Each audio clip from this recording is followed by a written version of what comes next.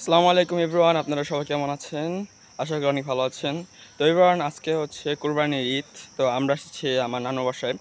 তো নামাজ টামাজ পড়ে আসলাম, নামাজ টামাজ পড়ে এসে শ্যামাই ট্যামাই খেলাম। খেয়ে দিয়ে এখন যাবো কুরবানি দিতে ওইখানে গরুর কাছে। তো একটু পরে ফ্যামিলি ট্যামিলি নিয়ে যাব।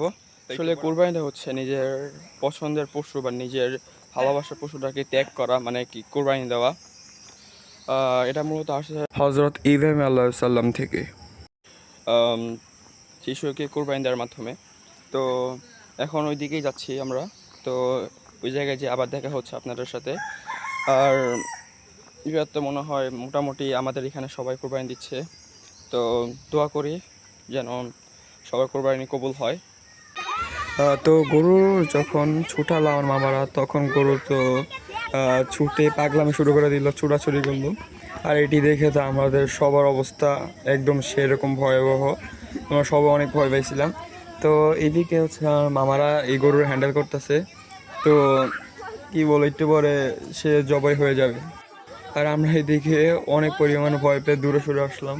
তারা গরুটা সামলাইতে পারতেছিল না। তো মোটামুটি এখন সামলাতে পারছে। হচ্ছে গরু টরু তারা চলতেছে। আর এখানে হচ্ছে আমি বসে বসে আড্ডা দিতেছি। কি করবো, আর তারা গরু চলুক, আমি পারি না, আমি বসে বসে ভিডিও করি। তো ওইটাই মনে হয় ভালো হবে। আমি আর এখন আর আমার মামা হচ্ছে আমরা যাচ্ছি হচ্ছে চাপাটি ছুরি আর গুড়ি টুড়ি আনতে। তো ওইখান থেকে নিয়ে আসবো। আর আমরা এইসব কাজেই পাই অন্তত। গরু তার ছোলা লাগতেছে না, রক্ত রক্ত তো ধরা লাগতেছে না। আর আমার মামা গড়ি নিয়ে একা হাঁটতেছে। আর আমার মনে মনে মনে হয় বকতেছে যে আমার ব্যাগ না, একটু ধরে না, সাজু টাজু করে না, সমস্যা নেই, চালুক।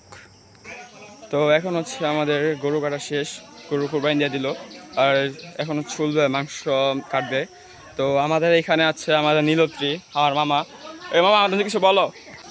হাই গাইস, কি খবর? সবাইকে আসসালামু আলাইকুম এন্ড ঈদের অনেক অনেক শুভেচ্ছা। তো আজকে বাজে লিটারেলি এখন বাজে 9:47 আমাদের গরুটা জাস্ট জবাই হলো। কাটতে কাটতে মেবি আরো 4 থেকে 5 ঘন্টা লাগবে সব মিলে। জানি না কি হবে, সো দেখা যাক। আর এই জায়গায় হচ্ছে আমার মামা আর চাচুরা হচ্ছে গরু মাংস ভাগাভাগি করতেছে। আর গরুর মাংস ভাগাভাগি করতেছে, ঝামেলা হবে না, এটা কোনো দিনও সম্ভব না। তো তো ঝামেলা হয়ই, এটা স্বাভাবিক, হবেই।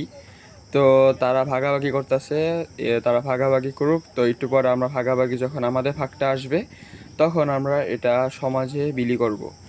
আর আমরাও খাবো। আর এভরিওয়ান, এটা হচ্ছে তার পরের দিন। কালকার ভিডিওটা করা হয়নি।